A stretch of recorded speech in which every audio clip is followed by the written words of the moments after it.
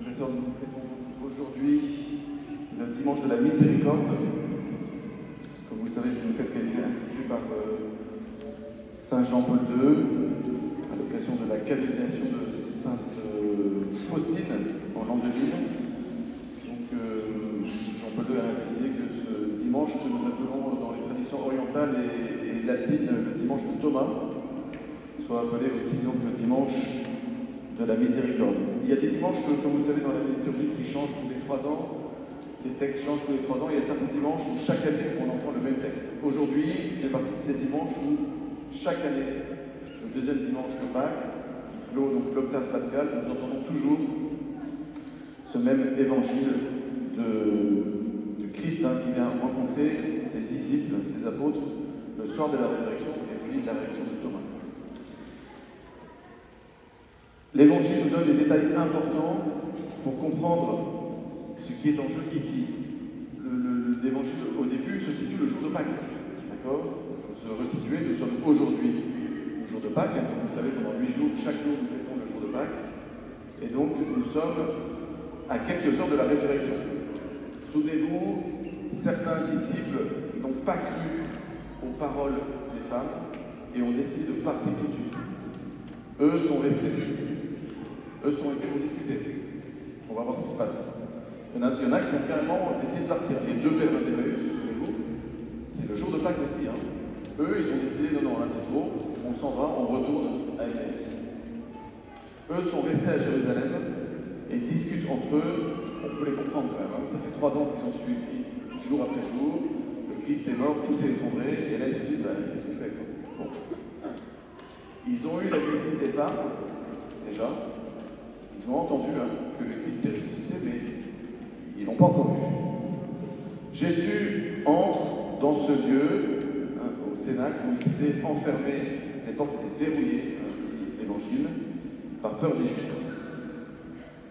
Voilà, alors là, il y a une dimension spirituelle à ça, c'est que Jésus vient entrer dans nos coffres-forts bien verrouillés, notre vie intérieure. Il vient entrer dans nos vies où nous sommes parfois apeurés et nous nous protégeons du Christ. Cet événement n'est pas que spirituel. Je vous permets d'insister, le Christ est vraiment venu en chair et en esprit, dans son corps ressuscité. Il a manifesté sa divinité parce que il traverse les murs. Il a déjà montré sa divinité quand même pendant toute sa vie terrestre, avant sa résurrection, notamment par les miracles. Il l'a montré de façon éclatante à la résurrection. Et donc là, nous sommes dans la partie du Christ, 40 jours, où il va vivre ici-bas sur la terre, dans son corps glorieux de ressuscité. Et donc il va entrer dans cette pièce. C'est pas un problème pour lui, parce qu'il est Dieu, mais il est venu avec son corps. Ne me demandez pas comment ça marche, je ne sais pas. C'est Dieu qui sait, mais par contre, on sait que ça s'est réellement passé. Donc c'est pas un esprit qui est apparu. C'est pas comme une apparition mariale. Vous voyez, quand Marie apparaît, elle ne vient pas avec son corps, sa chair. Oui, c'est une image. D'ailleurs, les autres ne voient pas. C'est pas la même chose. Là, Jésus, c'est pas une apparition du Christ au sens de Saint Joseph qui va apparaître, ou je sais pas qui. Je crois dans ces apparitions de Saint Joseph et Marie. Je ne vais pas dire ce que j'ai pas dit, mais là, c'est une présence unique du Christ ressuscité dans son corps, dans sa chair. C'est pour ça qu'il dit un esprit n'a pas de chair ni d'os, moi j'en ai, touchez-moi et arrêtez d'être confus sur les croyants. Et donc il entre dans cette pièce, en fait c'est la figure de l'Église. Les disciples qui se réunissaient sans le Christ. Ils discutaient, ils faisaient des grandes réunions, comme on fait parfois encore, ça peut nous arriver dans l'Église, de faire des grandes réunions, mais le Christ n'est pas là. On peut faire des grands programmes, des grands trucs, des plans quinquennaux, des machins. Mais en fait, le grand absent, c'est celui qui donne de l'âme à tout ça et de la vie à tout ça. Et parfois, il n'est pas là. Le Christ, souvenez-vous, un dimanche dernier, la nuit de Pâques, nous contemplions le fait qu'il y a des lieux où le Christ n'est pas là. Parfois, dans certaines assemblées de l'Église, des réunionites, le Christ n'est pas là.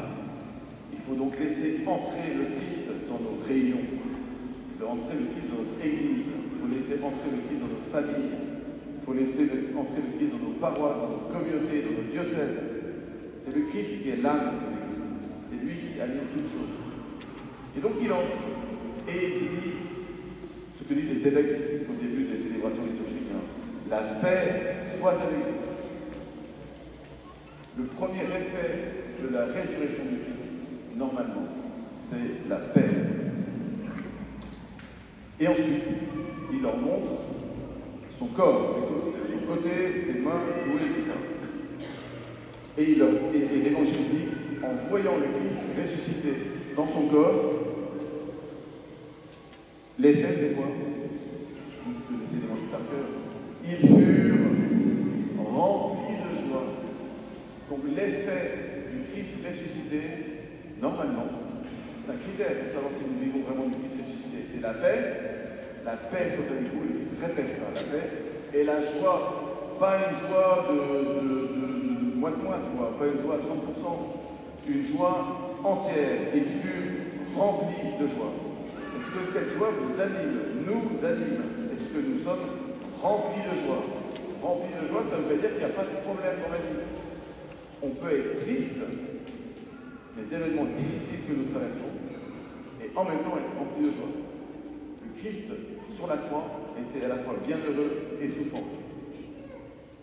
Mon âme est triste en mourir, vous vous souvenez?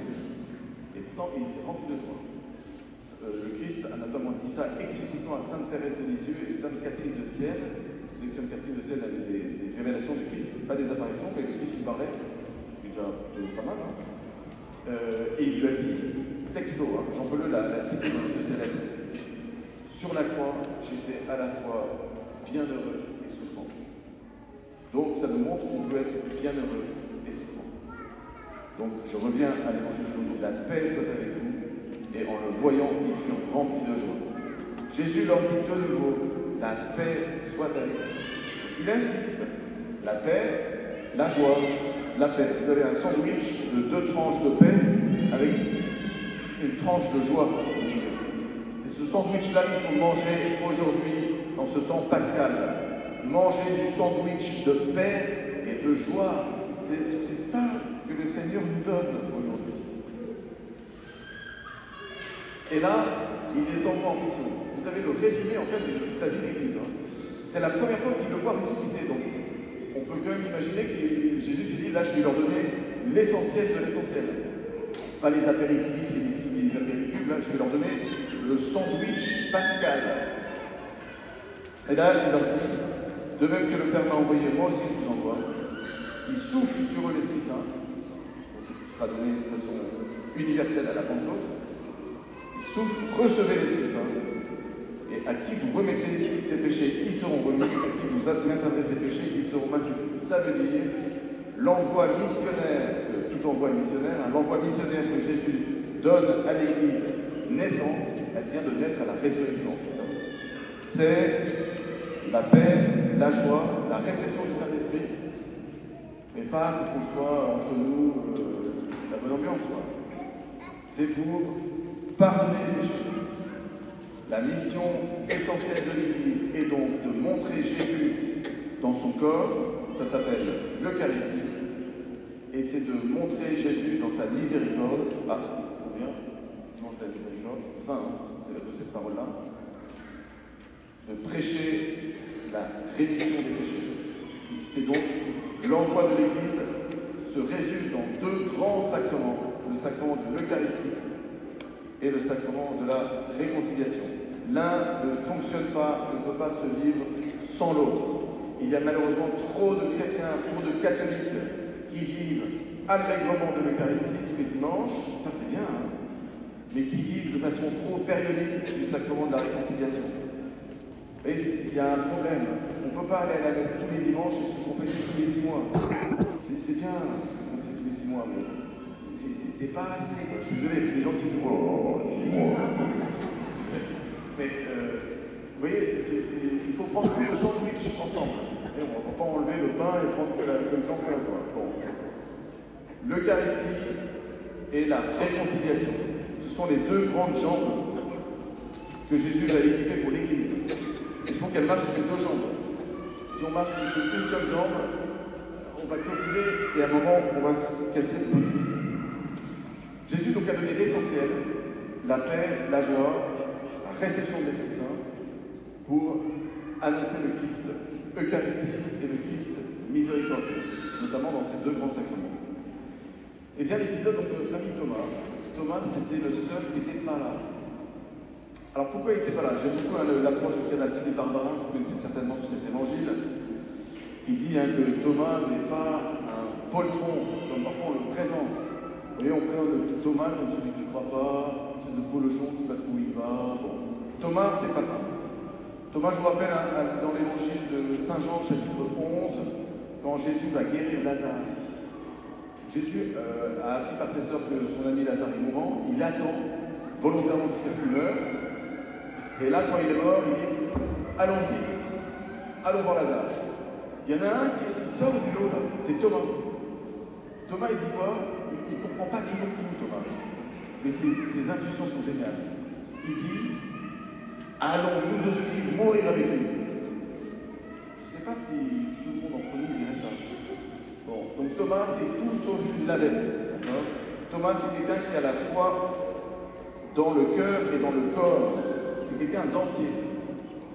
Donc Thomas, qui n'est pas là dans la salle, là, parce que les autres étaient apeurés, enfermés à tout le tour, le canal Barbarin dit, mais c'est certainement parce qu'il avait du courage.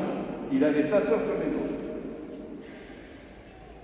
Thomas demande à vivre ce que les autres ont vu. Donc quand Thomas dit, mais attendez, moi je n'ai pas vu tant que je ne verrai pas, je ne serai pas, j'y croirai pas. Il ne faut pas jeter la pierre à Thomas en disant, bah lui, franchement, sa foi, nulle. Non, non. Il demande à vivre ce que les autres ont vu, parce que nos amis, là, les 10 autres, ils l'ont vu, là, le jour de Pâques. Quand Jésus est venu, c'est la première partie de la journée. Donc, je pense que Thomas, quand il a dit, moi, tant que je ne verrai pas, je ne croirai pas, il a certainement dû ajouter, et vous, les autres, ne faites pas les malins. Parce que vous avez eu cette grâce, moi, je ne l'ai pas encore eu. Or, ce qui définit un apôtre, c'est qu'il est un témoin oculaire.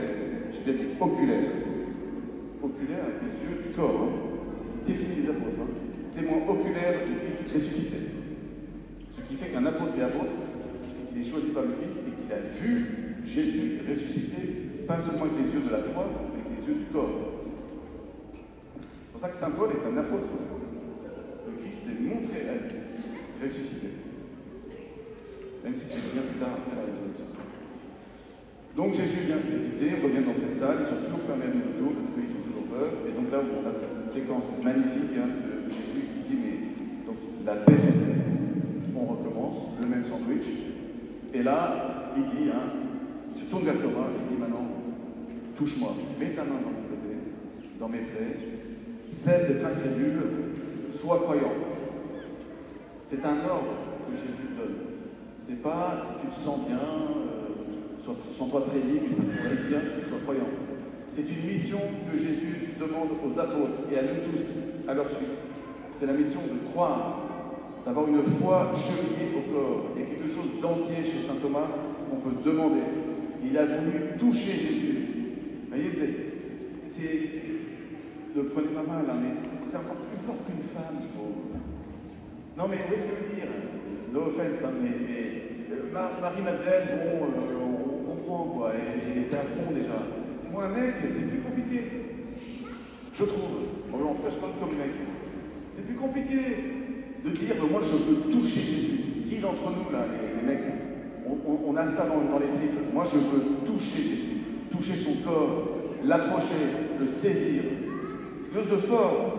C'est une grâce qu'on peut demander aussi pour nous. Je pense que Jésus a aimé ça. Alors, on ne sait pas s'il l'a fait. On ne sait pas. Il y a des représentations qui montrent Thomas qui met sa main dans le côté du Christ. L'Évangile ne le dit pas. Moi, je pense qu'il l'a fait. Il était tellement entier, j'imagine, qu'il a le droit de penser autre chose. Ce qui est intéressant, par contre, c'est jusqu'où il va. En fait, à travers le geste eucharistique, c'est un geste eucharistique, de toucher Jésus, il vient poser l'acte de foi le plus magistral que tout l'Évangile contient. C'est le seul dans tout l'Évangile qui appelle directement Jésus, mon Dieu. Le seul. C'est pour ça que l'Église nous invite, quand le prêtre élève l'hostie, à répéter cette phrase. Mon Seigneur et mon Dieu. Vous voyez, quand le prêtre élève l'hostie consacrée et le calice avec le sang du Christ dedans, dites cette phrase. de saint Thomas. Mon Seigneur et mon Dieu. Parce qu'on se retrouve exactement comme saint Thomas, à genoux devant le Christ, ressuscité, qui nous montre son corps. Alors évidemment, nous ne le voyons pas avec les yeux du corps, hein, on le voit avec les yeux de la foi. Mais on est comme lui et on dit mon Seigneur et mon Dieu. Voilà, on va demander la grâce au Seigneur, la grâce de la foi. C'est comme ça que l'évangile termine. Mais ceux-là, tous les événements ont été écrits pour que vous croyiez que Jésus est le Christ, le Fils de Dieu. Et donc, en croyant, vous ayez la vie en son nom. C'est le dimanche de Thomas, c'est-à-dire c'est le dimanche de la foi. Le fruit direct, la grâce immédiate donnée par la résurrection du Christ, c'est la grâce de la foi. Pas une foi molle, pas une foi tiède, une foi entière, une foi qui se donne totalement, une foi qui veut saisir Jésus, qui veut prendre Jésus, qui veut le toucher, qui veut le manger. Amen.